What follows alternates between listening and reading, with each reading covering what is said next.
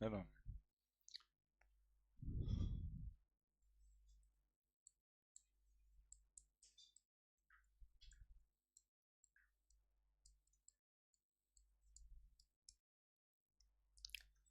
Molecular orbital theory.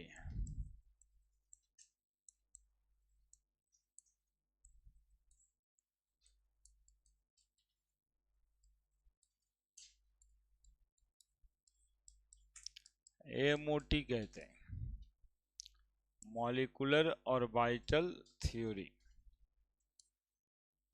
Given bye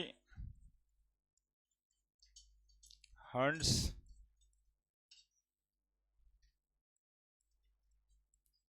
and Mullikens.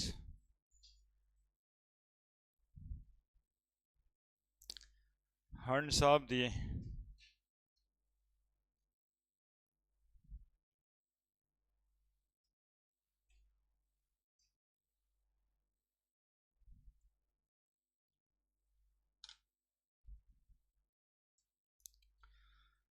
Hertz and मुलिकेंस।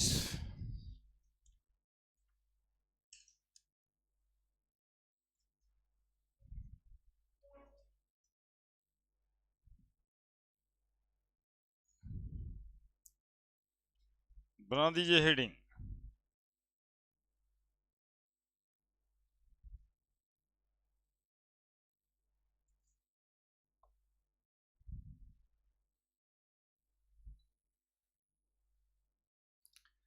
उन्नीस सौ तेईस में 1923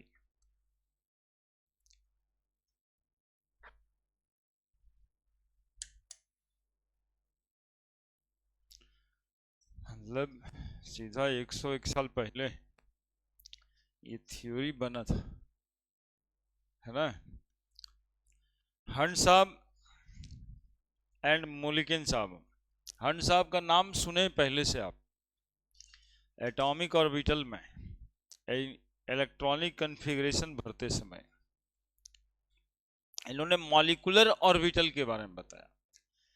इन्होंने बताया है कि जैसे एटम के ऑर्बिटल्स होते हैं जिसमें इलेक्ट्रॉन्स होता है, तो जब मॉलिक्यूल बना तो मॉलिक्यूल के भी तो ऑर्बिटल ही होंगे, और जैसे इलेक्ट्रॉन्स एटॉमिक ऑर्बिटल में रहते हैं वैसे ही मॉलिक्यूल में भी इलेक्ट्रॉन्स मॉलिक्यूलर ऑर्बिटल में रहते हैं। मतलब एटम का एटॉमिक ऑर्बिटल होता था तो मॉलिक्यूल का मॉलिक्यूलर ऑर्बिटल होगा, है ना। तो एटॉमिक ऑर्बिटल कंबाइन करके मॉलिक्यूलर ऑर्बिटल बनाएगा। ये थ्योरी मॉलिक्यूल के बारे में है। तो पहला पॉइंट से 4-5 पॉइंट्स पढ़ना है हम लोग को। पहला पॉइंट यही है कि जैसे इलेक्ट्रॉन्स एटम के एटॉमिक ऑर्बिटल में प्रेजेंट होते हैं वैसे ही इलेक्ट्रॉन्स मॉलिक्यूल के मॉलिक्यूलर ऑर्बिटल में प्रेजेंट होगा। तो पहला पॉइंट हेडिंग बना दिए, as the electrons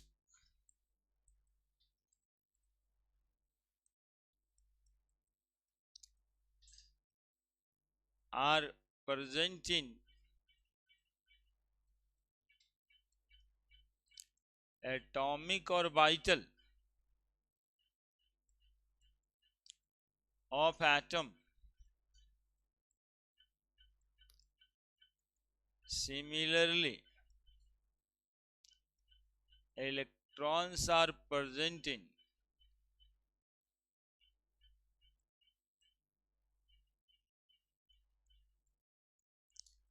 molecular orbital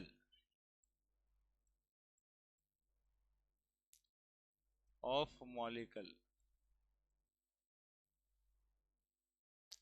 है ना। एटॉमिक ऑर्बिटल में जैसे इलेक्ट्रॉन्स प्रेजेंट होता है वैसे ही मॉलिक्यूलर ऑर्बिटल में इलेक्ट्रॉन्स यहाँ पे प्रेजेंट होता है।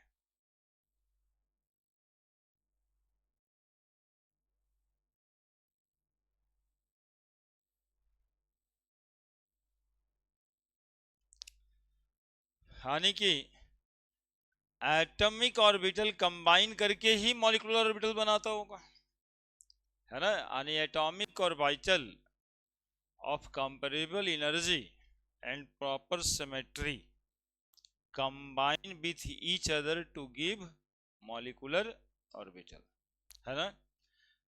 atomic orbital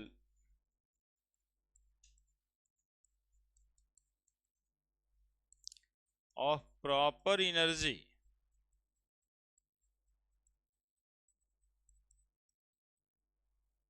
and symmetry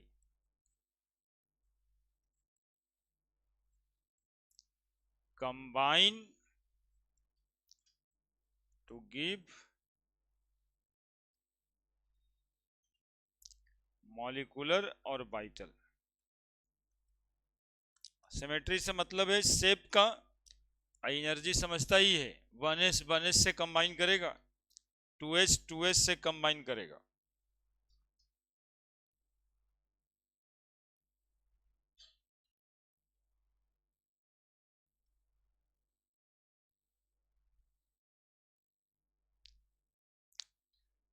तीसरा, अब जब मॉलिक्यूलर ऑर्बिटल बनता होगा तो एक से ज्यादा एटॉमिक ऑर्बिटल, तो एटम में इलेक्ट्रॉन्स मोनोन्यूक्लिएटेड होता है, यानी एक न्यूक्लियस के इन्फ्लुएंस में सारा इलेक्ट्रॉन होता है। लेकिन मॉलिक्यूल्स में इलेक्ट्रॉन मल्टी न्यूक्लिएटेड होता है या पॉलीन्यूक्लिएटेड होता है। जैसे दो एटम मिलेगा तो दो न्यूक्लियस भी तो रहेगा, बाकी जगह इलेक्ट्रॉन रहेगा। तीन एटम मिलके बना रहा है मॉलिक्यूल तो तीन न्यूक्लियस रहेगा, है ना। तो electron in an atom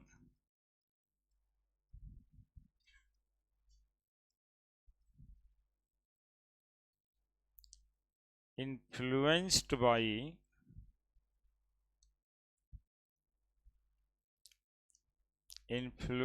by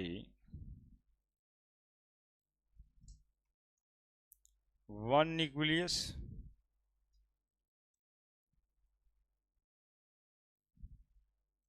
while electron in a molecule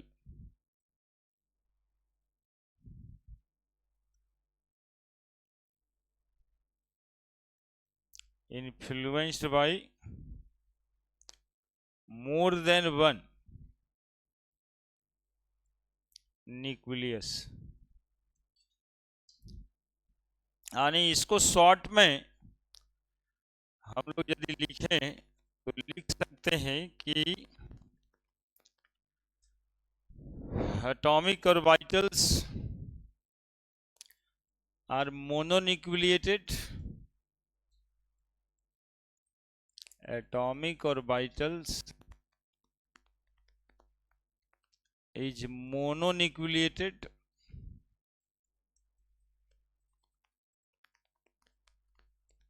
while molecular orbital is polynucleated। किसी किसी किताब में यही लैंग्वेज लिखा रहेगा, उसका मतलब यही है कि एटॉमिक ऑर्बिटल में इलेक्ट्रॉन्स एक न्यूक्लियस के इन्फ्लुएंस में है, लेकिन मॉलिक्यूलर ऑर्बिटल में इलेक्ट्रॉन्स एक से ज्यादा न्यूक्लियस के इन्फ्लुएंस में है। बोलिए।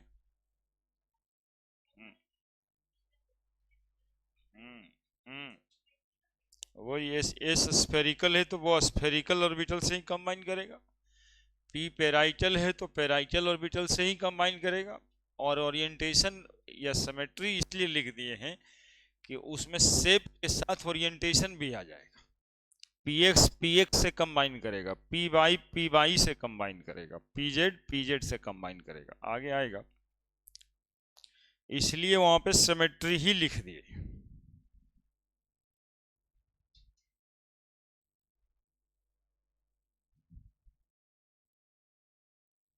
हो गया। 3 पॉइंट पढ़ लिए कि एटम में एटॉमिक ऑर्बिटल होता है, उसमें इलेक्ट्रॉन्स होते हैं, वैसे मॉलिक्यूल का मॉलिक्यूलर ऑर्बिटल होगा और उसमें इलेक्ट्रॉन्स होंगे। दूसरा पॉइंट पढ़े, कौन एटॉमिक ऑर्बिटल ही कंबाइन करके मॉलिक्यूलर ऑर्बिटल बनेगा जिसकी प्रॉपर एनर्जी हो और सिमेट्री हो, मतलब शेप ओरिएंटेशन, एनर्जी तो बराबर होना ही चाहिए। एटम के अंदर इलेक्ट्रॉन एक ही न्यूक्लियस के इन्फ्लुएंस में रहते हैं, लेकिन मॉलिक्यूल्स में इलेक्ट्रॉन्स एक से ज्यादा न्यूक्लियस के इन्फ्लुएंस में होगा। Atomic orbital is mononucleated while molecular orbital is polynucleated. अब कहता है two atomic orbital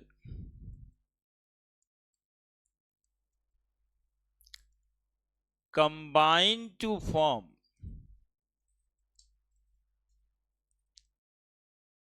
two molecular orbital.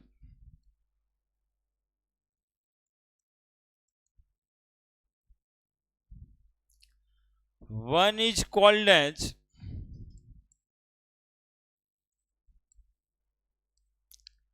bonding molecular orbital,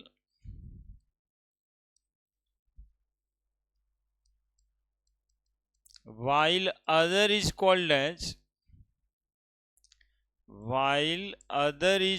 as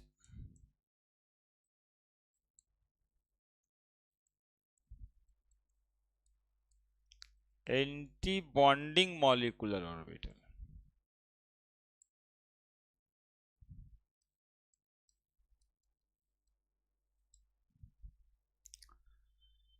Two atomic orbital combine to form two molecular orbital. दो एटॉमिक ऑर्बिटल कंबाइन करके कितना atomic orbital combine करके कितना molecular orbital बनाएगा। अब यहां आ गए हैं तो यहीं रहिए, इधर उधर सोचते रहते हैं। एक को कहेंगे हम बॉन्डिंग मॉलिक्यूलर ऑर्बिटल और दूसरे को कहेंगे अब बॉन्डिंग मॉलिक्यूलर ऑर्बिटल किसको कहेंगे और ये क्या कॉन्सेप्ट आया है वो सुनिएगा। ये नया कॉन्सेप्ट है, वो तीन बात तो चलिए ठीक था, ये बिल्कुल नया है। ये कहता है दो एटम के ऑर्बिटल यानी two atomic orbital combine to form two molecular orbital. दो एटॉमिक ऑर्बिटल कंबाइन करके एक मॉलिक्यूलर ऑर्बिटल नहीं बनाएगा, दो मॉलिक्यूलर ऑर्बिटल बनाएगा, जिसमें से एक को कहेंगे हम बॉन्डिंग मॉलिक्यूलर ऑर्बिटल और दूसरे को कहेंगे हम एंटी बॉन्डिंग मॉलिक्यूलर ऑर्बिटल। यानी एक बॉन्डिंग मॉलिक्यूलर ऑर्बिटल बनेगा और दूसरा एंटी बॉन्डिंग मॉलिक्यूलर ऑर्बिटल बनेगा। देखिए कैसे, क्या कहता है ये पॉइंट। इसके बाद दो पॉइंट और है, अब समझना पड़ेगा, देखिएगा आप। एक्चुअली में ये न्यूक्लियस होता था और बाहर में एटम के ऑर्बिटल होते थे ऐसे। ये न्यूक्लियस होता था और बाहर में एटम के ऑर्बिटल होते थे ऐसे, जिसमें इलेक्ट्रॉन क्लाउड होता था जी, जिसमें इलेक्ट्रॉन क्लाउड होता था। अब आज कहा जा रहा है कि ये दोनों जब मिक्स करेगा तो दो मॉलिक्यूलर ऑर्बिटल बनाएगा। क्या बनाएगा? दो मॉलिक्यूलर ऑर्बिटल बनाएगा। एक को कहेंगे बॉन्डिंग मॉलिक्यूलर ऑर्बिटल और दूसरे को कहेंगे एंटी बॉन्डिंग मॉलिक्यूलर ऑर्बिटल। एक ठो को कहेंगे बॉन्डिंग मॉलिक्यूलर ऑर्बिटल और दूसरे को कहेंगे एंटी बॉन्डिंग मॉलिक्यूलर ऑर्बिटल।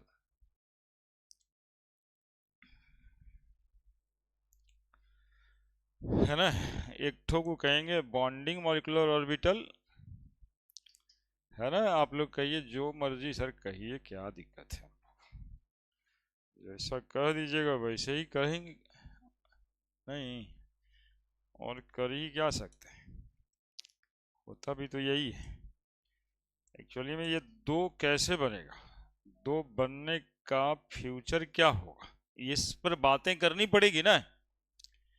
ये यहाँ पर एक न्यूक्लियस, यहाँ पर एक न्यूक्लियस, यहाँ पर एक न्यूक्लियस, यहाँ पर एक न्यूक्लियस, और बाहर में इलेक्ट्रॉन्स होगा। पहला पॉइंट पढ़िए। अब पहला पॉइंट पढ़िए, ये एटम के एटॉमिक ऑर्बिटल है और ये मॉलिक्यूल के मॉलिक्यूलर ऑर्बिटल है। ठीक है, इसमें इलेक्ट्रॉन्स रहता है न्यूक्लियस के चारों तरफ। जिस तरह से इलेक्ट्रॉन क्लाउड के रूप में, उसी तरह से मॉलिक्यूल में भी इलेक्ट्रॉन रहता है, इलेक्ट्रॉन क्लाउड के रूप में। दूसरा पॉइंट कह रहा था। तीसरा पॉइंट कह रहा था, इसके इलेक्ट्रॉन इन्फ्लुएंस होते हैं एक ही न्यूक्लियस से। अब ये देखो, मॉलिक्यूलर ऑर्बिटल बनाए तो कम से कम 2 न्यूक्लियस है। अब ये पॉइंट कह रहा है कि 2 एटॉमिक ऑर्बिटल कंबाइन करके 2 मॉलिक्यूलर ऑर्बिटल बनेगा। मान लो कि ये 1s ऑर्बिटल है हाइड्रोजन एटम का। एक हाइड्रोजन एटम का 1s ऑर्बिटल ये है, दूसरे हाइड्रोजन एटम का। तो हाइड्रोजन हाइड्रोजन कंबाइन करके H2 बनाए हैं, या कोई एटम ए और कोई एटम बी का ये एटॉमिक ऑर्बिटल है, जिससे हम ए बी का मॉलिक्यूलर ऑर्बिटल बनाए। बात यही है। अब देखो, इलेक्ट्रॉन को दिखाना है। इलेक्ट्रॉन कैसे रहता है? इलेक्ट्रॉन क्लाउड के रूप में रहता है। इलेक्ट्रॉन क्लाउड ही देखना, मेन वही है। इलेक्ट्रॉन क्लाउड का ही ना शेप होता है, ऐसा बाउंड्री लाइन डायग्राम बना देते हैं। अब देखो, इसमें दोनों में कोई अंतर होगा तो हमें बताना।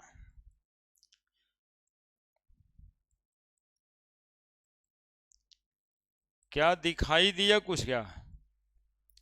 क्या दिखाई दिया कुछ? क्या 2 मॉलिक्यूलर ऑर्बिटल बना, उसमें क्या दिखाई दे रहा है एग्जैक्टली? हाँ, ये न्यूक्लियस के एक्सिस पे ज्यादा है ना। यहाँ पे जो इलेक्ट्रॉन क्लाउड देख रहे होंगे, ये न्यूक्लियस के न्यूक्लियर एक्सिस पे ज्यादा है। और यहाँ पर जो इलेक्ट्रॉन्स आप देख पा रहे हैं, वो इंटरन्यूक्लियर एक्सिस के परपेंडिकुलर है, ऊपर है चाहे नीचे है। यही मतलब है बॉन्डिंग मॉलिक्यूलर ऑर्बिटल के और एंटी बॉन्डिंग मॉलिक्यूलर ऑर्बिटल के। इसको बोलेंगे बॉन्डिंग मॉलिक्यूलर ऑर्बिटल, और इसको बोलेंगे एंटी बॉन्डिंग मॉलिक्यूलर ऑर्बिटल, है ना। यदि इलेक्ट्रॉन्स इंटरन्यूक्लियर एक्सिस पे रहे तो क्या बोलेंगे? और जब इलेक्ट्रॉन पाने की संभावना इंटरन्यूक्लियर एक्सिस के परपेंडिकुलर रहे, तब क्या बोलेंगे? हाँ, ये ज्यादा स्टेबल होता है और ये कम स्टेबल होता है। इसकी एनर्जी कम होती है, इसकी एनर्जी ज्यादा होती है।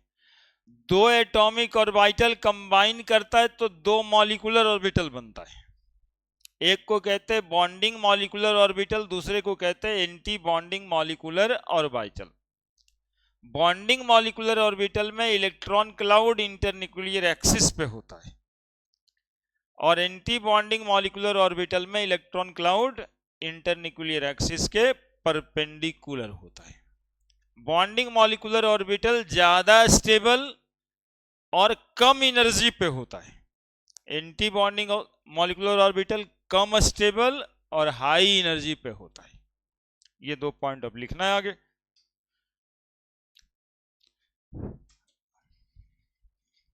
तो बैठे बैठे खो जाते हैं कि सुन रहे थे।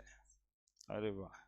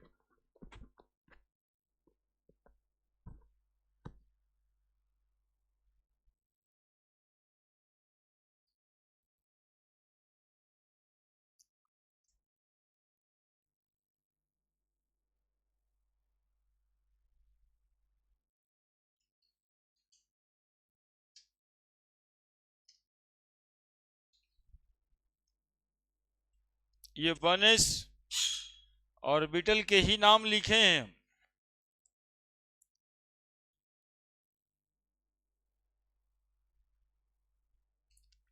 और ये भी 1s, और इसको हम लोग लिखते हैं सिग्मा 1s, और इसको लिखते हैं सिग्मा स्ट्रिक 1s। दोनों 1s है, लेकिन एक सिग्मा 1s और एक सिग्मा स्टार लिखते ऊपर में स्ट्रिक का साइन देते हैं एंटी बॉन्डिंग वाले को।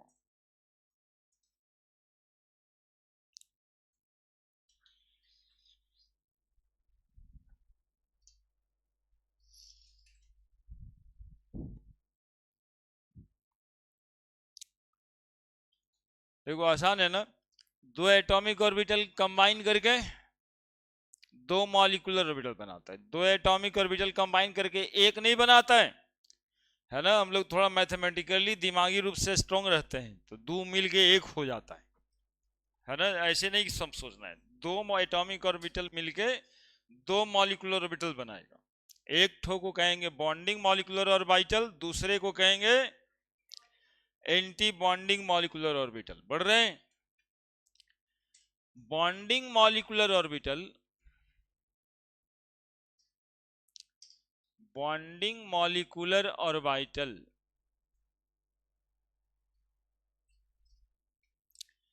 BMO, bonding molecular orbital, has lower energy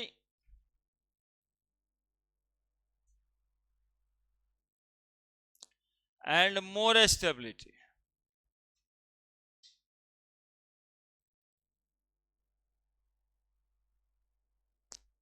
than anti-bonding molecular orbital। आसानी है कि बॉन्डिंग मॉलिक्यूलर ऑर्बिटल की एनर्जी कम होती है और ज्यादा स्टेबल होता है। किससे? एंटी बॉन्डिंग मॉलिक्यूलर ऑर्बिटल से। क्या दिक्कत है? सबका है ना, इलेक्ट्रॉन डिस्ट्रीब्यूशन की वजह से। अगला पॉइंट है बॉन्डिंग और एंटी बॉन्डिंग कहते क्यों है? तो if the electron probability density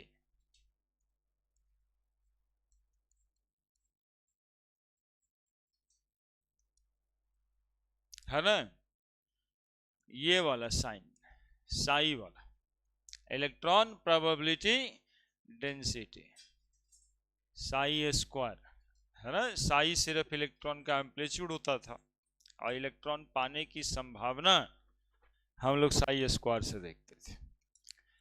if the electron probability density is at the internuclear axis, internuclear axis, the molecular orbital known as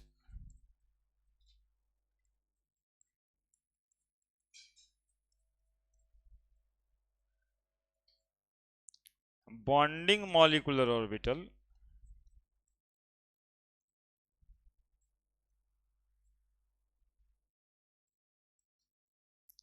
and if it is perpendicular to internuclear axis,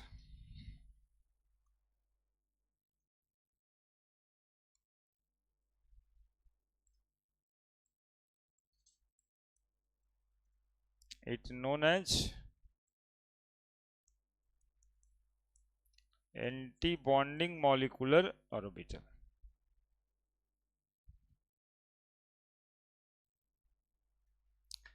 बात उतना ही है कि electron पाने की संभावना दो nucleus के बीच में हो तो बॉन्डिंग मॉलिक्यूलर ऑर्बिटल कहेंगे, और ये बॉन्डिंग मॉलिक्यूलर ऑर्बिटल को ज्यादा स्टेबल और लो एनर्जी पे ले जाता है।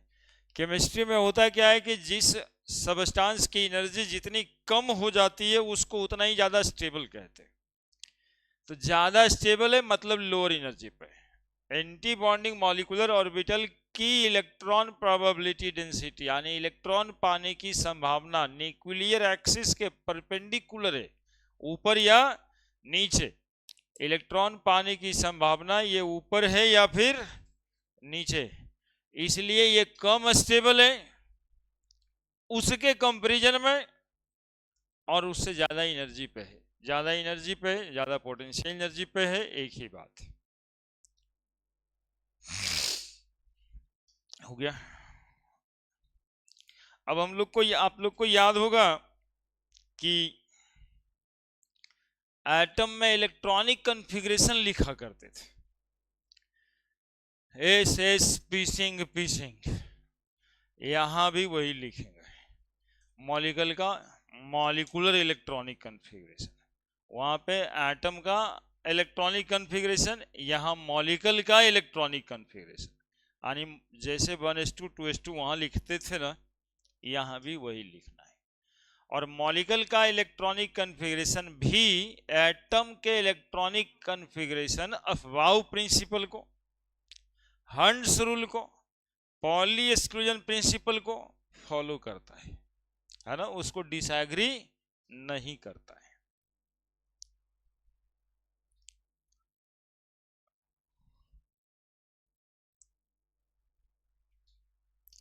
लिखिए, अलग ही पेज पे लिखना होगा, लिखिए।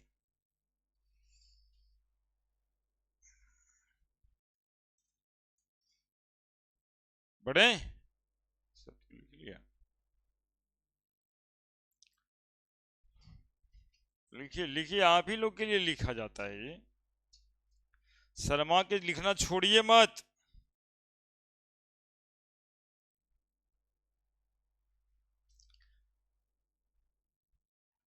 मॉलिक्यूलर ऑर्बिटल, फाइनल पॉइंट है ये, molecular orbital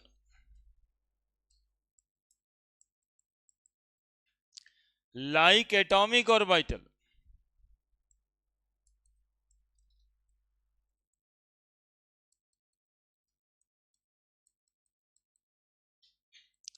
also filled according to Aufbau principal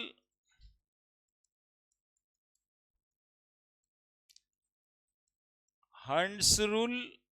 ये पूछता है कि मॉलिक्यूलर ऑर्बिटल भी इसको फॉलो करता है कि नहीं फॉलो करता।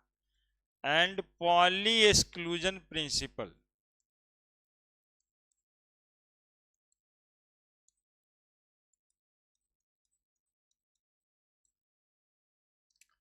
है ना, ये तीनों नियम को फॉलो करता है। तो अफबाउ प्रिंसिपल में ही n+l रूल आ जाता था,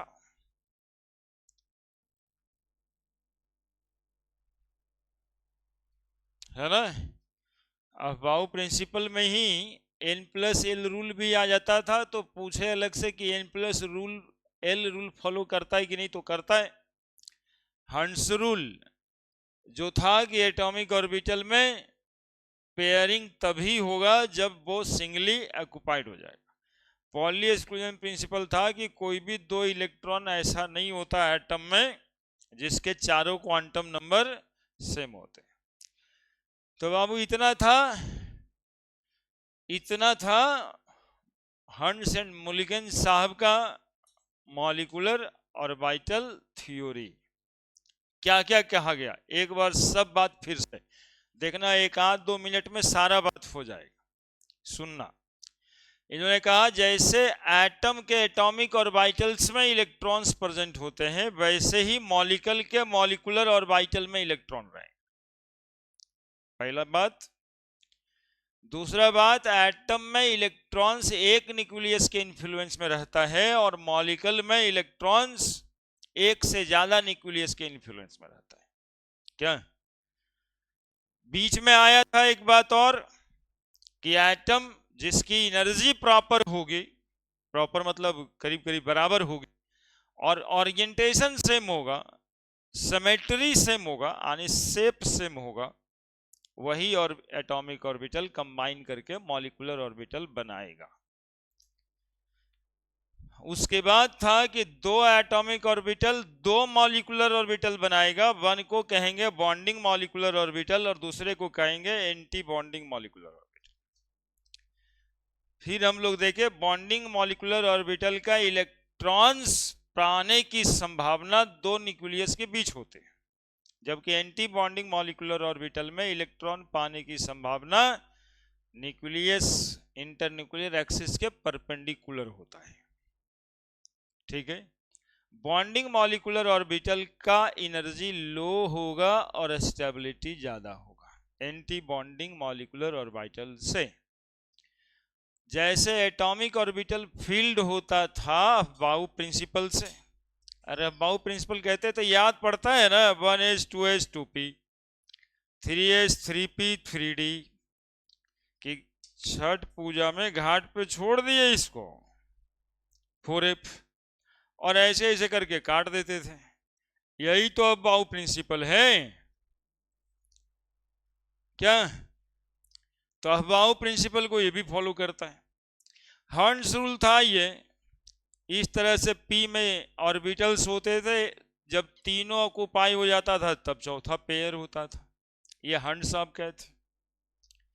और कोई भी दो इलेक्ट्रॉन का चारों क्वांटम नंबर सेम नहीं होता, पॉली साहब कहते, पॉली एक्सक्लूजन प्रिंसिपल। तो ये सबको फॉलो करता, बस इतना ही बात तो था मॉलिक्यूलर ऑर्बिटल थ्योरी में, और कहाँ कोई बात है क्या? याद हुआ? अरे हम तो याद ही कराते हैं आपको, याद हुआ? इधर में गिने थे उधर नहीं गिने, 3 पॉइंट, ये चौथा पॉइंट, इसको उंगली पे ले आना है। ये सब बात विचार है, 5 6 है ना, ये सब बात विचार है, 7 को पॉइंट है, ये सब बात विचार है। गलबात यही सब का करना है आप लोगों को, यही सब का गलबात होता है कि आज ये मोटी पड़े थे, अब देखो तुमको बता देते हैं कि ये मोटी में क्या को बात था, 7 को बात था। ऐसे तो बात विचार करना है, तो तुम लोग कोनो घर का कहानी कहने के लिए थोड़े ना यहाँ पे। As the electron present in atomic orbital electrons are present in, क्या लिखल है? मॉलिक्यूलर। बोला यार जैसे एटॉमिक ऑर्बिटल में इलेक्ट्रॉन होता था ना, वैसे ही मॉलिक्यूलर ऑर्बिटल में भी इलेक्ट्रॉन होता है ना। एटॉमिक ऑर्बिटल कौन वाला कंबाइन करेगा? जिसका एनर्जी बराबर होगा और बराबर होगा, यानी कि सिमेट्री बराबर होगी। एक न्यूक्लियस से इलेक्ट्रॉन इन्फ्लुएंस में रहता है एटम के, और वहीं एक से ज्यादा न्यूक्लियस के इन्फ्लुएंस में इलेक्ट्रॉन रहता है मॉलिक्यूल के। दो एटॉमिक ऑर्बिटल कंबाइन करता है ना यार, तो दो मॉलिक्यूलर ऑर्बिटल बनता है, एक को मत समझना, जिसमें एक को कहते हैं बॉन्डिंग, दूसरे को कहते हैं बॉन्डिंग मॉलिक्यूलर ऑर्बिटल कम एनर्जी पे होता है, ज्यादा स्टेबल होता है। एंटी बॉन्डिंग मॉलिक्यूलर ऑर्बिटल ज्यादा एनर्जी पे होता है, कम स्टेबल होता है। काहे? क्योंकि बॉन्डिंग मॉलिक्यूलर ऑर्बिटल में सारा इलेक्ट्रॉन दो न्यूक्लियस के बीच में पाया जाता है, इंटरन्यूक्लियर एक्सिस पर होता है। लेकिन एंटी बॉन्डिंग मॉलिक्यूलर ऑर्बिटल में इलेक्ट्रॉन दो न्यूक्लियस का जो एक्सिस है ना, उसके ऊपर चाहे नीचे पाया जाता है। और जिस तरह से एटॉमिक ऑर्बिटल को हम लोग भरते थे ना अफबाउ प्रिंसिपल से, वो है 1s 2s वाला, वैसे ही मॉलिक्यूलर ऑर्बिटल को भी भरते।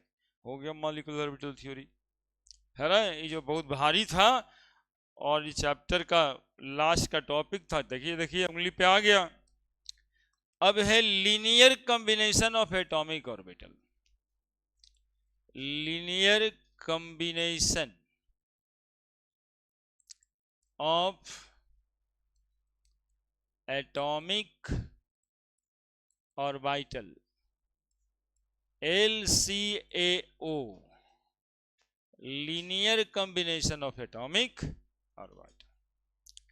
इसमें आपको यह समझ में आएगा कि आखिर बॉन्डिंग मॉलिक्यूलर ऑर्बिटल और एंटी बॉन्डिंग मॉलिक्यूलर ऑर्बिटल क्यों बनता है ना। ये दो मॉलिक्यूलर ऑर्बिटल का कंसेप्ट कहां से आया, एकदम गौर से, यही भयानक वाला इसमें कॉन्सेप्ट है। नहीं, भयानक वही होना चाहिए। अभी तक तो मान लिए भाई कि बॉन्डिंग और एंटी बॉन्डिंग दो ठो बना था, लेकिन क्यों बनता है ये भी समझिए। सुनिए, डी ब्रॉगली साहब को पहचानते हैं? डी ब्रॉगली साहब को पहचानते हैं जी? उन्होंने कहा था कि इलेक्ट्रॉन जैसे आप पार्टिकल समझते हैं वैसे ही मोशन में नहीं रहता, वो वेव मोशन में रहता है। डुअल नेचर ऑफ मैटर, वही सबसे पहली बार कह दिए थे कि मैटर दोगला होता है, यानी जब वो दौड़ता रहता है तो उसमें वेव नेचर आ जाता है। और यदि इलेक्ट्रॉन में वेव नेचर आ गया तो वो दौड़ेगा ऐसे, वो दौड़ेगा ऐसे वेव जैसा। ठीक है, कैसे दौड़ेगा? वेव जैसा।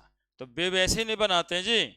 मान लो ए का हो गया ये साई, इसीलिए लिखते हैं ये एम्पलीट्यूड ऊपर नीचे जितना जाता है ना, वेव का एम्पलीट्यूड कहलाता है।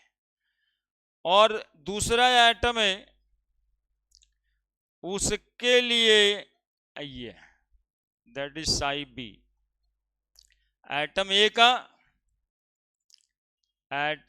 का इलेक्ट्रॉन, एटम बी का इलेक्ट्रॉन। मान लेते हैं ये एक हाइड्रोजन एटम है, दूसरा हाइड्रोजन एटम का इलेक्ट्रॉन।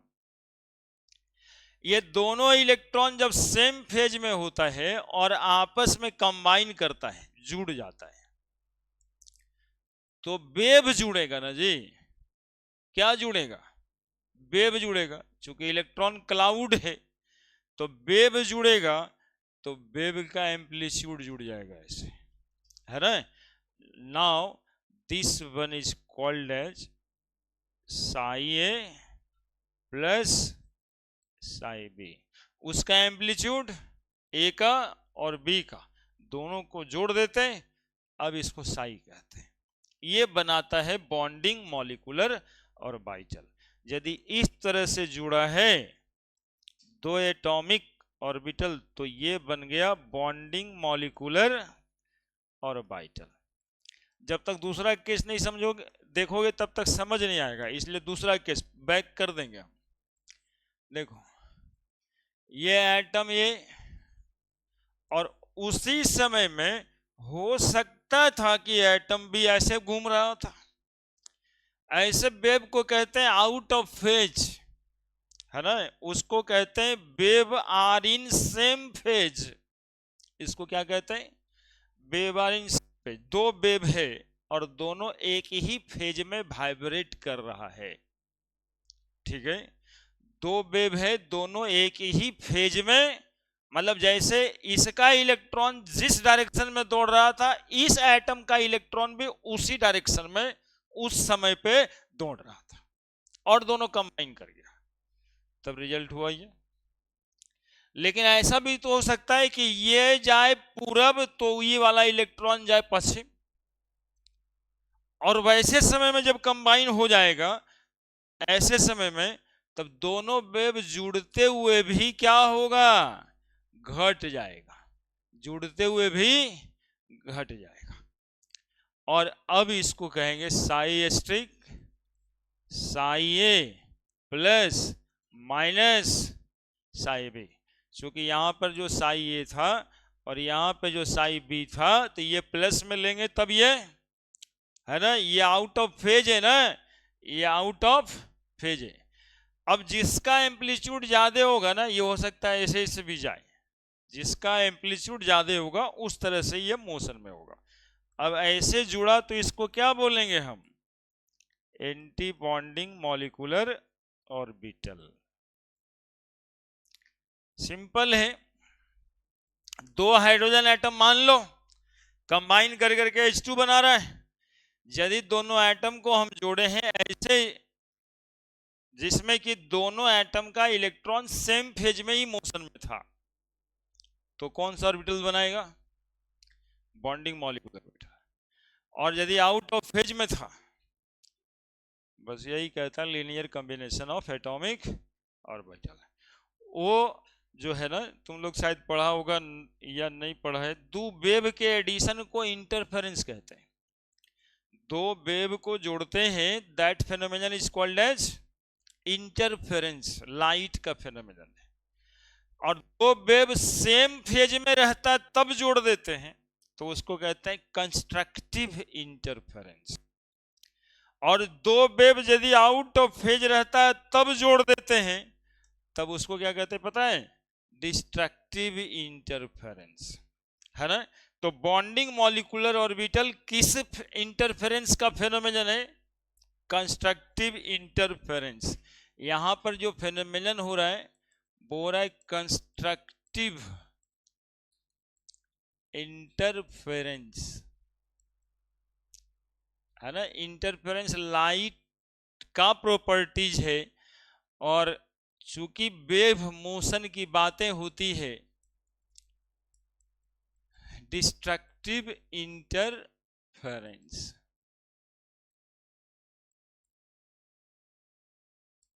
है ना। यहां भी हमने एडिशन ऑफ टू वेव किया है,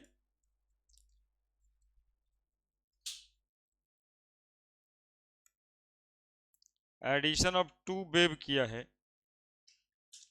और यहां भी हमने एडिशन ऑफ टू वेव किया है, लेकिन वहां पे क्या हो गया? एडिशन करने से घट गया, चूंकि दोनों वेव आउट ऑफ फेज बोला जाता है, प्लस में था तो माइनस में।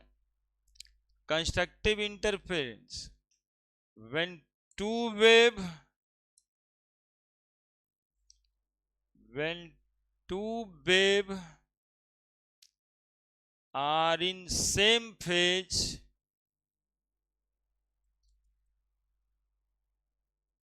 added,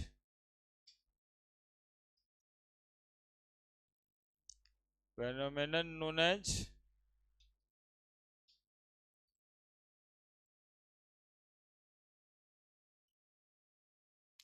constructive interference. हम इसका सब कुछ बताए हैं। एनर्जी इस दोनों इस वेव का क्या होगा जी? E1 plus E2। न्यू क्या होगा इस वेव का? E1 प्लस, और वेवलेंथ क्या होगा इस वेव का?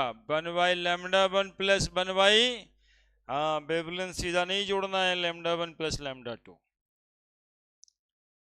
एनर्जी जुड़ जाएगा, फ्रीक्वेंसी जुड़ जाएगा।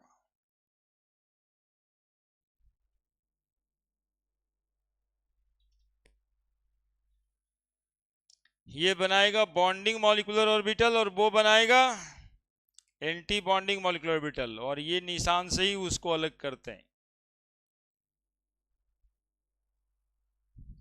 और जो फेनोमेनन हुआ ये, उसको कहते हैं linear combination of atomic orbital.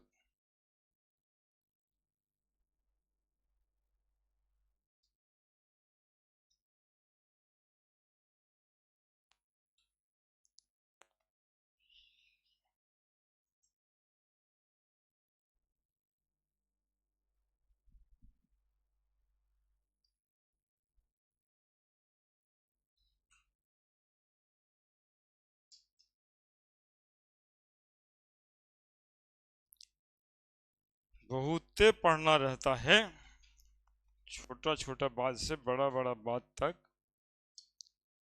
बचपन थक जाता है पहले ही रास्ते में।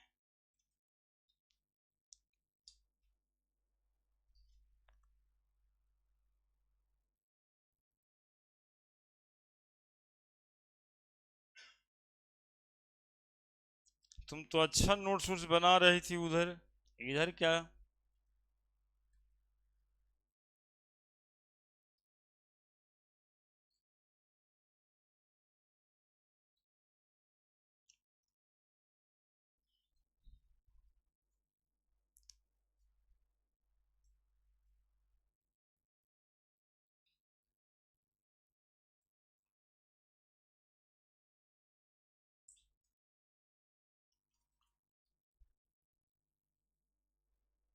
जोड़ के रिजल्ट वाला वेव कहाँ है आया? छोटका छोटका को, अच्छा अभी तो वही लिखा।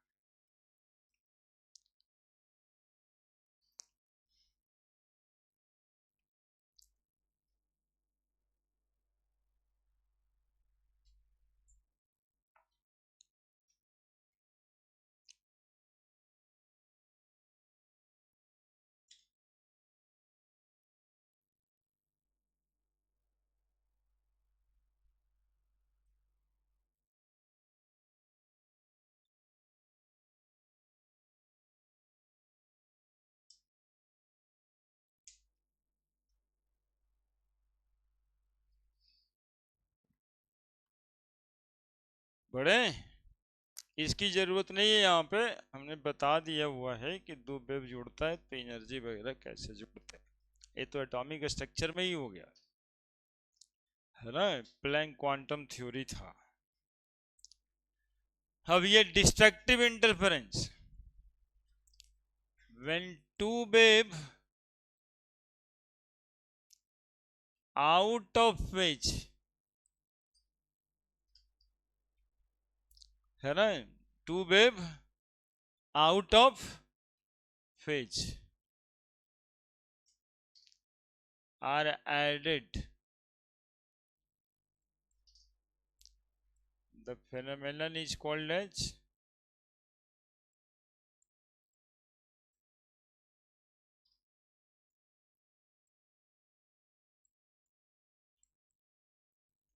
destructive interference। Out of phase समझ रहा है ना सब।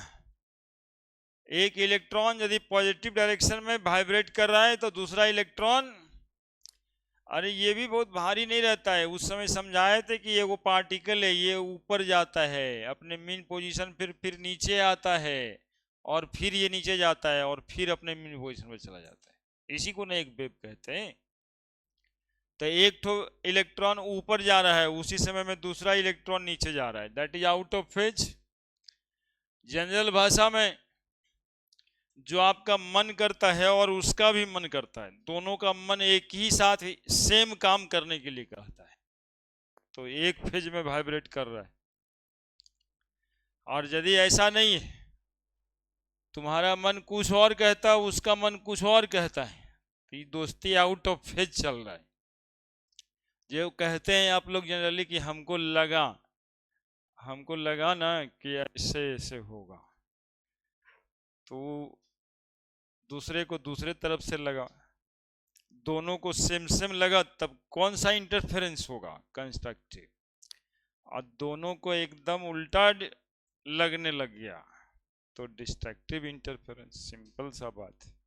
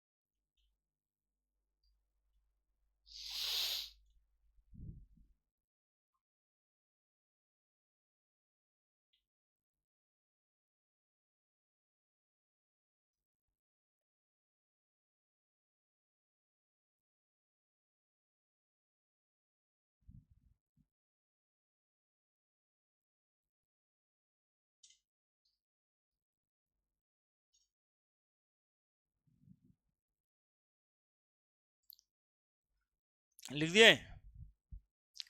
हाँ लिखिए।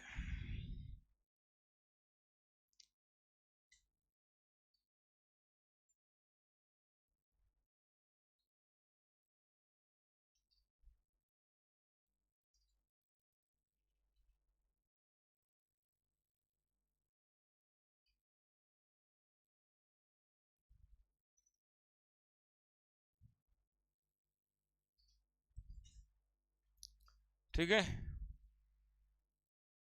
हो गया। तो linear combination of atomic orbital क्या बताया कि दो इलेक्ट्रॉन वेव का कंस्ट्रक्टिव इंटरफेरेंस होता है या फिर दो इलेक्ट्रॉन वेव का डिस्ट्रक्टिव इंटरफेरेंस होता है। यदि कॉन्स्ट्रक्टिव इंटरफेरेंस से ऑर्बिटल बना है तो बॉन्डिंग मॉलिक्यूलर ऑर्बिटल होगा, और डिस्ट्रक्टिव इंटरफेरेंस से यदि मॉलिक्यूलर ऑर्बिटल बना है तो एंटी बॉन्डिंग मॉलिक्यूलर ऑर्बिटल होगा।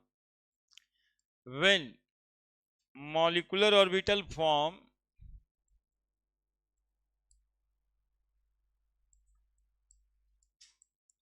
molecular orbital formed from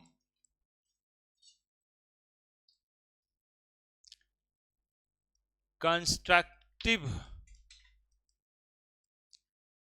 interference of two wave के बजाय यहां पे इलेक्ट्रॉन वेव कह दें, हम लोग तो इलेक्ट्रॉने वाला वेव है ना, इलेक्ट्रॉन ही ना मोशन में है।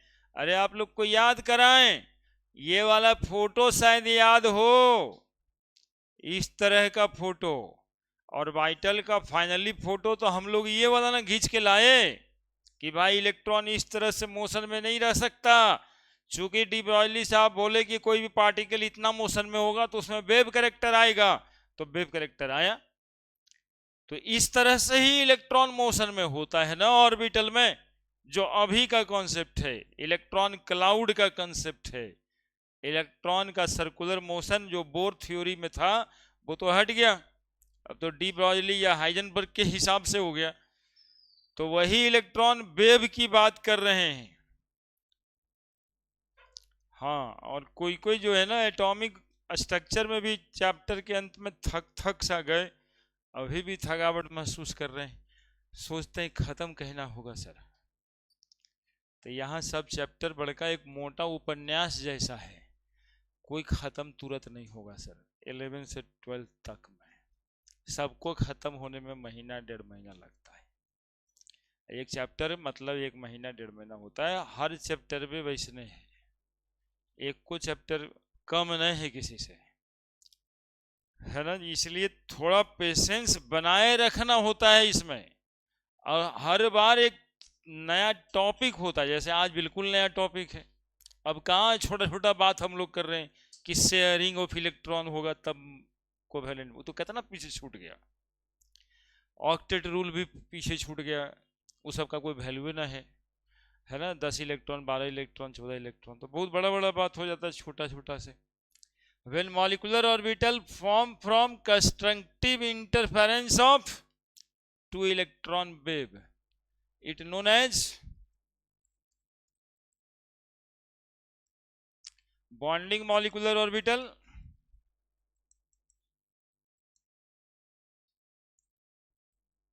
हाँ, अब देखो एक बच्ची पूछ रही थी हमको, थ्योरी में पोस्टुलेट्स था, है ना, इतना माइन्यूट समझना पड़ता है। बॉन्डिंग मॉलिक्यूलर ऑर्बिटल की एनर्जी लो हो गई थी, स्टेबल ज्यादा हो गया था। अब पूछा गया था उस समय, क्यों, मन में आ रहा होगा, पूछे नहीं तो आ ही रहा था। तो इसका कारण अब यहां पे सुनिए, इलेक्ट्रॉन्स न्यूक्लियस के बीच होता है, इलेक्ट्रॉन्स न्यूक्लियस के बीच होता है, इलेक्ट्रॉन्स न्यूक्लियस के बीच होता है घूमता हुआ ऐसे, देखिएगा बिल्कुल विजुअल है एकदम। इसका मतलब है इलेक्ट्रॉन और न्यूक्लियस के बीच अट्रैक्शन होता होगा या नहीं होता होगा, जरा बताओ ना जी। इलेक्ट्रॉन क्लाउड है, रहेगा सब जगह, ज्यादा कहां रहेगा, इंटरन्यूक्लियर एक्सिस पे। तो न्यूक्लियस और इलेक्ट्रॉन के बीच अट्रैक्शन, फोर्स ऑफ अट्रैक्शन ज्यादा लगेगा, और फोर्स ऑफ अट्रैक्शन की वजह से एनर्जी रिलीज होगी ज्यादा। इसलिए एटॉमिक ऑर्बिटल के कंपैरिजन में जिससे ये बना होगा उसके एनर्जी के कंपैरिजन में इसकी एनर्जी घटेगी और ज्यादा स्टेबल होगा।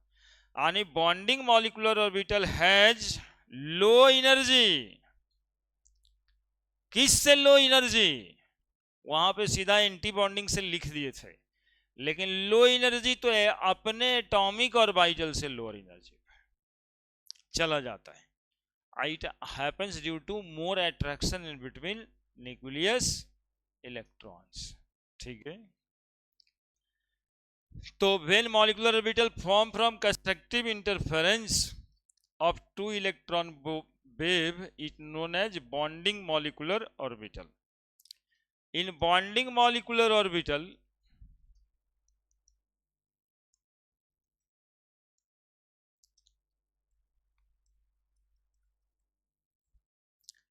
there are more force of attraction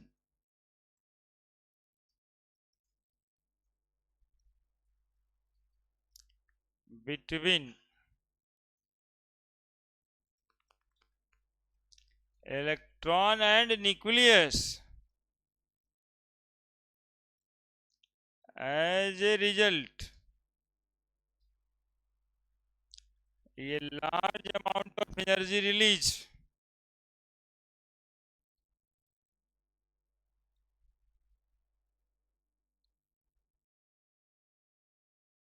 and bonding molecular orbital came at minimum energy and more stability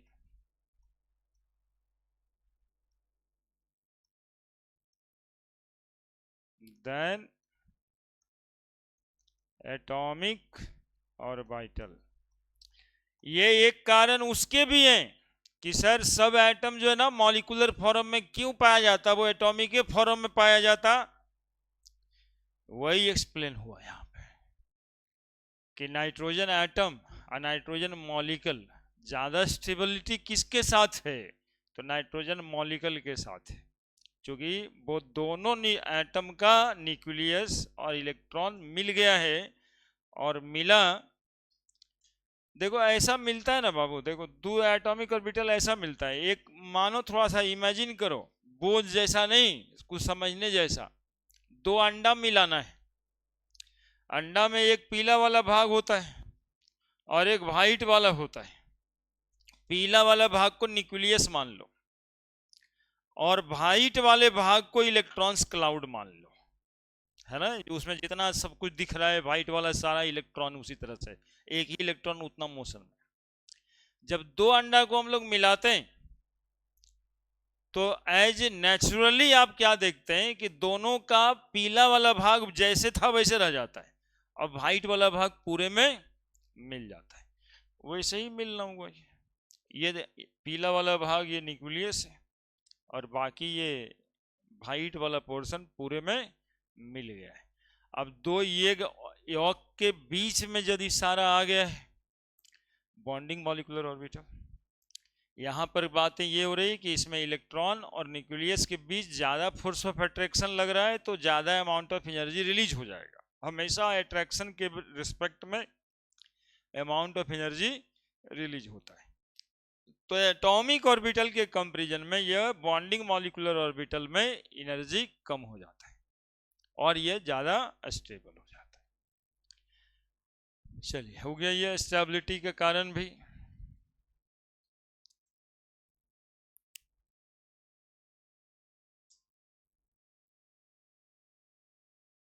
anti bonding molecular orbital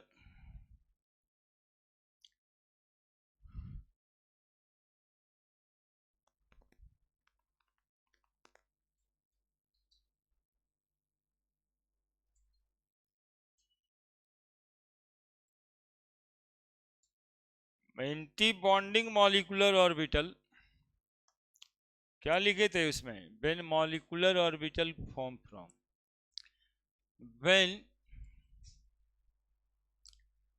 molecular orbital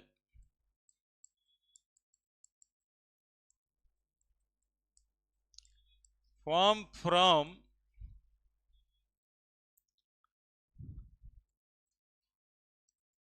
destructive interference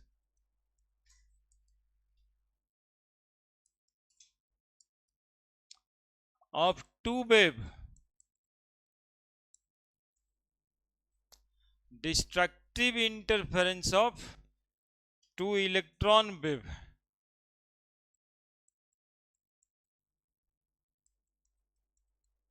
is known as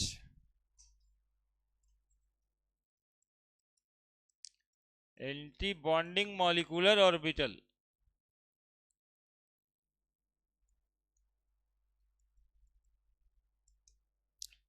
और anti bonding और molecular orbital का energy atomic orbital से ज्यादा होता है। ये पढ़े ना विजय। चूंकि इसमें ना इलेक्ट्रॉन न्यूक्लियस के बीच नहीं आता है, इलेक्ट्रॉन ऊपरे ऊपरे रहता है, ऐसे न्यूक्लियस के बीच में नहीं है। इलेक्ट्रॉन्स परपेंडिकुलर है, न्यूक्लियर एक्सिस के परपेंडिकुलर है, ऊपर चाहे नीचे। सुनना काहे इसकी एनर्जी ज्यादा हो गई। यहां पे न्यूक्लियस इलेक्ट्रॉन का कोई संबंधी बढ़िया से नहीं बन पाया, इलेक्ट्रॉन ऊपरे ऊपरे है, तो आपस में इलेक्ट्रॉनों के बीच रिपल्सन ज्यादा बढ़ गया होगा, और उसमें रिपल्सन बढ़ने की वजह से एनर्जी कम रिलीज हुआ है ना। फोर्स ऑफ रिपल्सन में एनर्जी लग जाता है, चूंकि यहां पे बना है, फोर्स ऑफ रिपल्सन के बावजूद बना है, तो हम कहेंगे रिपल्सन से एनर्जी रिलीज जितना होना चाहिए था कम रिलीज हुआ, क्योंकि फोर्स ऑफ रिपल्सन बना। अट्रैक्शन तो है ही है ना, इलेक्ट्रॉन और न्यूक्लियस इतना क्लोज आया, इसमें अट्रैक्शन तो होगा ही, लेकिन उसके कंपेरिजन में कम होगा, है ना, रिलीज कम होगा एनर्जी।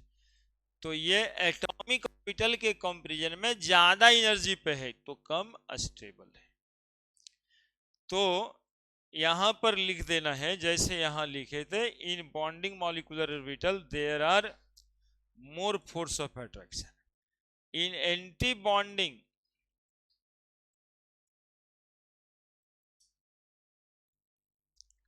मॉलिक्यूलर ऑर्बिटल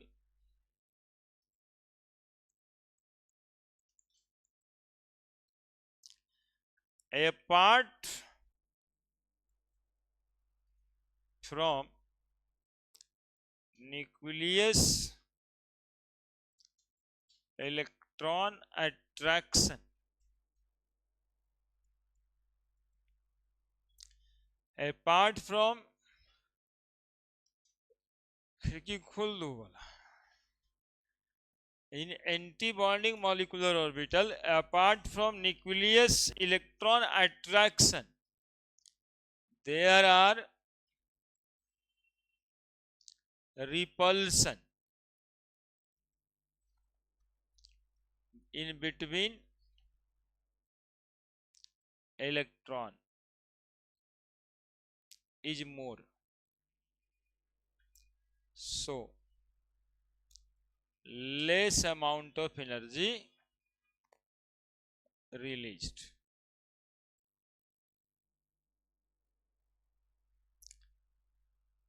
है ना। since their energy is greater than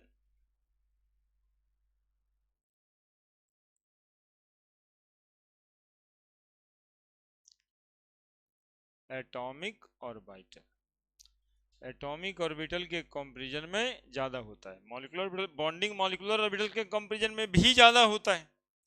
their energy is greater than atomic orbital and less stable. तो इस कॉन्सेप्ट के बाद अब हम लोग क्या कहने के लिए तैयार हो जाएं कि बॉन्डिंग मॉलिक्यूलर ऑर्बिटल में जो इलेक्ट्रॉन होता है वो मॉलिक्यूल को स्टेबल बनाता है, जबकि एंटी बॉन्डिंग में मॉलिक्यूलर ऑर्बिटल में जो इलेक्ट्रॉन होता है वो मॉलिक्यूल को डीस्टेबलाइज करता है ना, अनस्टेबल बनाता है, डीस्टेबलाइज करता है। वो फाइनल कॉन्सेप्ट लिख देंगे।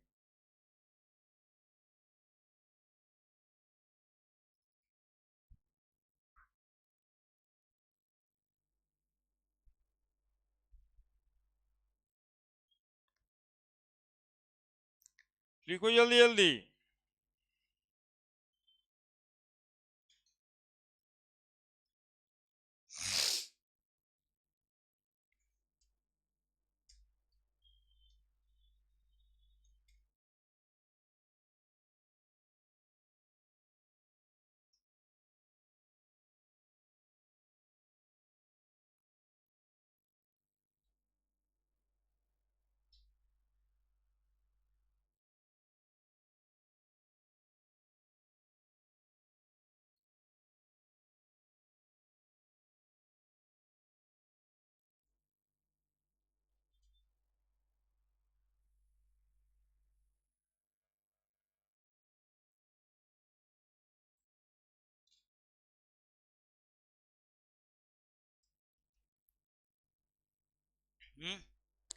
Anti bonding molecular orbital. समझा है पूरी बात की क्या लिखा गया? Apart from nucleus electron attraction, nucleus electron का जो अट्रैक्शन है वो तो रहेगा ही, चूंकि इलेक्ट्रॉन एक साइडेड हो गया ना यहाँ पे, तो इलेक्ट्रॉन इलेक्ट्रॉन के बीच रिपल्सन यहाँ पे ज्यादा है, इसलिए उसके कंपैरिजन में less amount of energy release हुआ। इसलिए एंटी बॉन्डिंग मॉलिक्यूलर ऑर्बिटल की energy greater than atomic orbital होगा और लेस स्टेबल होगा। फाइनली नोट में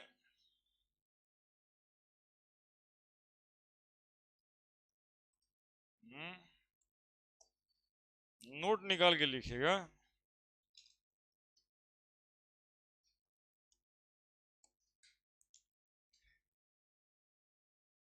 नोट में क्या लिखना था? नोट में कि electron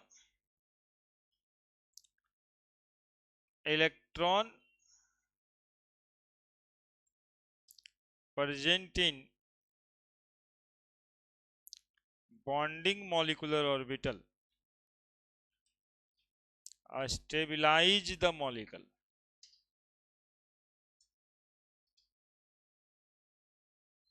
while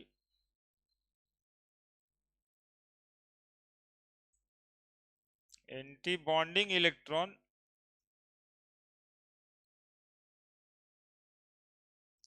destabilize the molecule।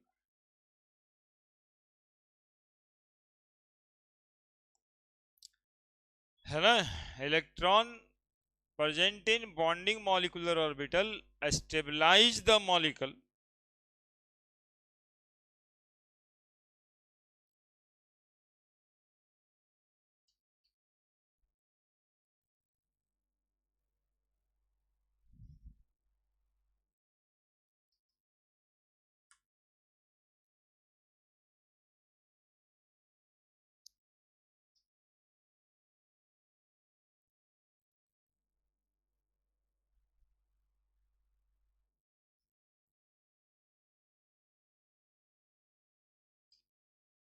ठीक है। अब एक बनता है इसमें LCAO डायग्राम।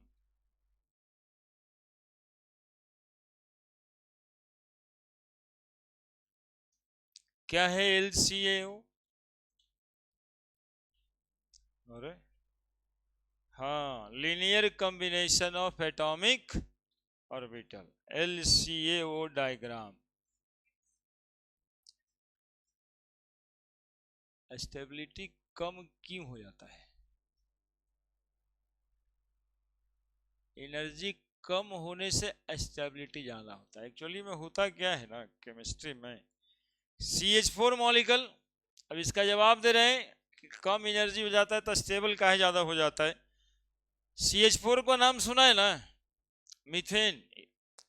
इसको ऑक्सीजन में जलाते हैं तो ये जलता है, CO2 बनता है। सुना है कभी CO2 को जलाते हैं तब ये भी जलता है? जलता ही है। तो एज ए मॉलिक्यूल कौन ज्यादा स्टेबल है, CO2 की मीथेन? बस यही बात है। इसमें एनर्जी ज्यादा है तो ये रिएक्ट करेगा, इसमें एनर्जी है तो ये रिएक्ट करेगा, समाज वाला जलाएगा तो ये जलेगा, और जल जल के भस्म हो जाएगा तो CO2 बनेगा। अब CO2 को जला के क्या करोगे? इसको तो अमरत्व प्राप्त हो चुका है, ये अब जलता नहीं है, इसलिए इसको क्या बोला जाता है? ज्यादा स्टेबल। इसको बोला जाता है कम स्टेबल। कम स्टेबल है मतलब ज्यादा एनर्जी पे, इसमें एनर्जी है मॉलिक्यूल, यही बात है।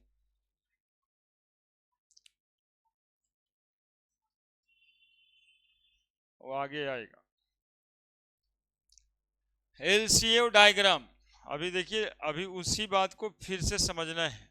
वो आपके सवाल अलग थे, हम तो जवाब मॉलिक्यूल ओवरऑल दे दिए।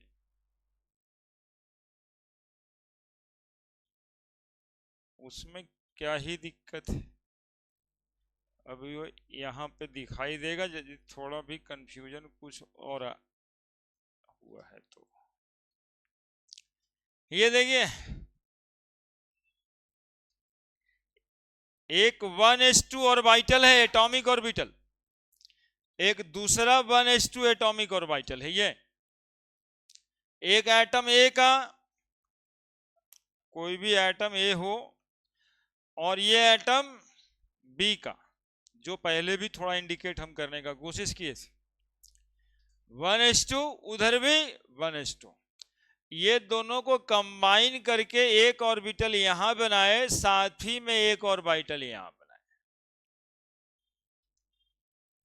देखने में तो सिंपल ये ऑर्बिटल ही लग रहा है ना ऐसे, लेकिन ये सब कुछ तो कह रहा है।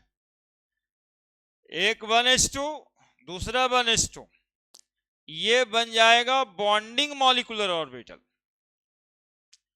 जो आपका अभी रिजल्ट हुआ Sai A plus psi B. ठीक है, ये दिखा क्या रहा है डब्बा? ये डब्बा दिखा रहा है ना कि ये जितनी एनर्जी पे भी होगी, एक इमेजिनरी लाइन ड्रॉ कर लो, 10 जूल 50 जूल जितना एनर्जी पे होगा, उस एनर्जी से कम है कौन सा? Bonding molecular orbital. और उसी एटॉमिक ऑर्बिटल के एनर्जी से ज्यादा है कौन सा ऑर्बिटल?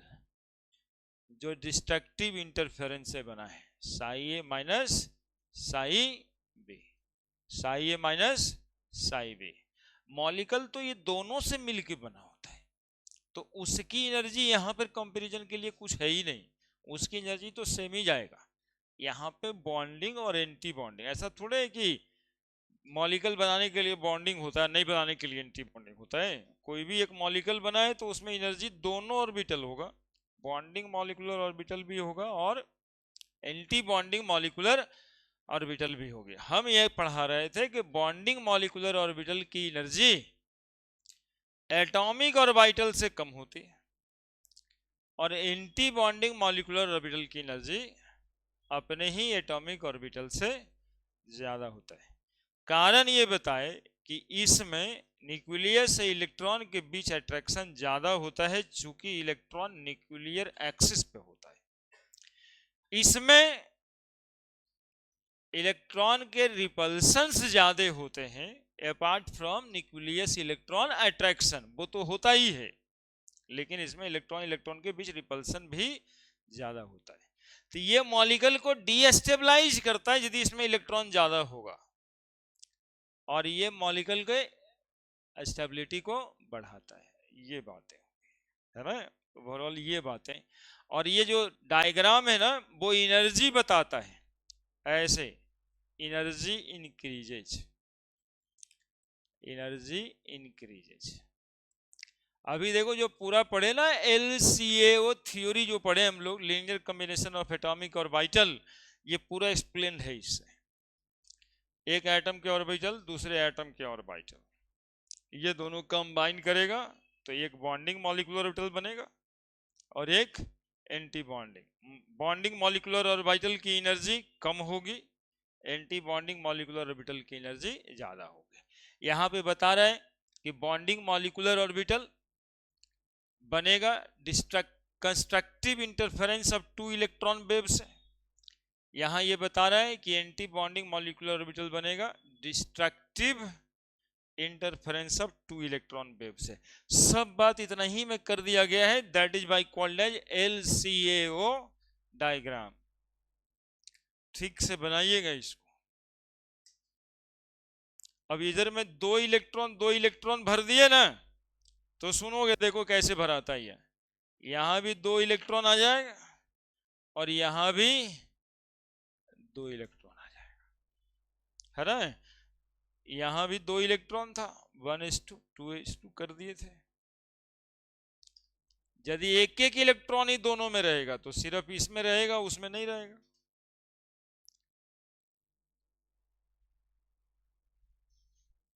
बनाइए।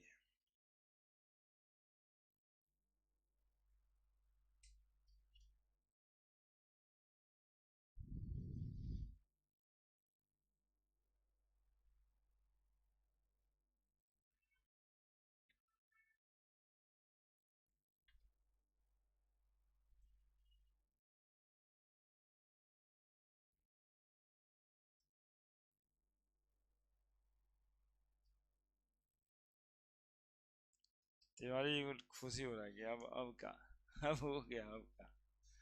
ठीक है, यहीं तक, इसी में कुछ कुछ बात कर लेंगे।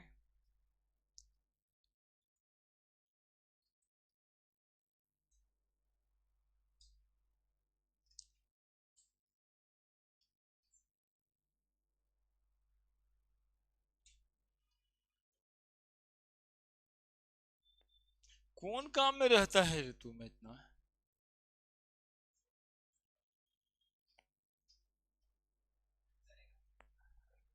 तो क्या ठीक है ना? क्या दिक्कत है?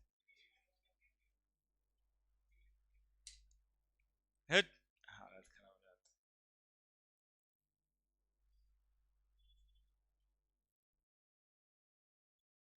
कोई बात है? देखिए, बना लिए। कहते हैं कि सर जब इसमें हाइड्रोजन रहता तो दोनों में एक एक इलेक्ट्रॉन रहता, ऐसे।